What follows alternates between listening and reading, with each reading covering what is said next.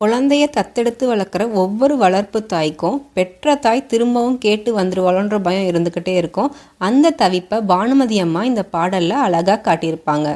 ஊருக்கெல்லாம் நான் கொடுத்தேன், திருப்பி கேட்கவில்லை. உறவையெல்லாம் வாழ வைத்தேன், கடனை கேட்கவில்லை. எனக்கு தந்த செல்வத்தையே திருப்பி கேட்க வந்தார். எனக்கு தந்த செல்வத்தையே திருப்பி கேட்க வந்தார். இந்த செல்வம் திருப்பி தரும் செல்வம் இல்லை கண்ணே, செல்வம் இல்லை கண்ணே. பூவாகி காயாகி கனிந்த மரம் ஒன்று, பூவாமல் காய்க்காமல் கிடந்த மரம் ஒன்று, கிடந்த மரம்